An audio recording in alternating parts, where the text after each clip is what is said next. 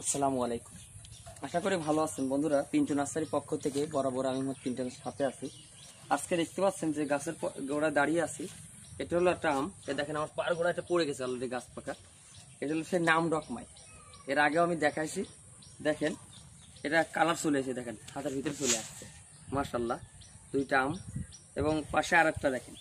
এই যে তিনটা আম আমি গাছ থেকে পারলাম। এটার নাম হলো নাম ডকমাই। এটা বাইরে একটা থাইল্যান্ডের একটা ভ্যারাইটিস। তো এটা কিন্তু বাংলাদেশের ওয়েদারে ফলন হচ্ছে খুবই ইজিলি ভাবে।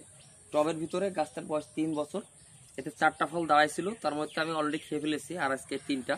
তো এখানে আমার 3জন গেস্ট আসছে। আমার এই যে মাসুম ভাই, কাইন্ডলি দেখেন এখানে আমাদের মাসুম ভাই আছে।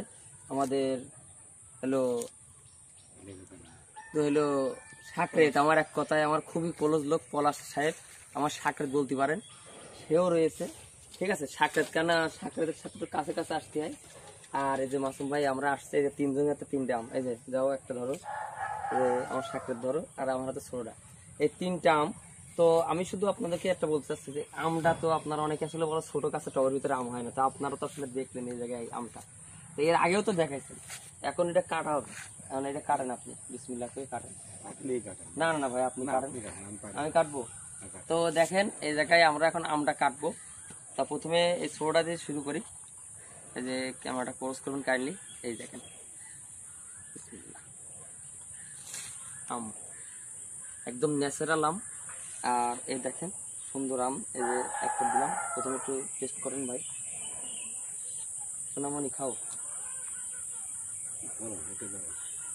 আমার পলার ভাই প্রথমে টেস্ট করছে।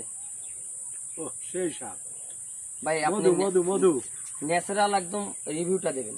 না ভাই, যে আমরা আসলে আমাদের তো কোনো ফরমালিন নেই, একদম ডাইরেক্ট কালার দেখেন। মাশাআল্লাহ, এই দেখেন কালার। এই হলো আপনার নাম ডকমাই আম। ছাদ বাগানে এর থেকে বেটার আমি মনে করি না আপনার হলো আর কোনো ইজিলি ভাবে লাগে আর খুবই মিষ্টি সুস্বাদু। এই যে মাসুম ভাই তুমি নাও না, মাসুম ভাই ও যাক গা, সমস্যা নেই, ওটা যাক। এটা ধরি, এই যে মাসুম ভাই তুমি একটু নাও। সেই স্বাদ। এই যে তুমি একটু নাও, কেমন লাগে দেখো। এই যে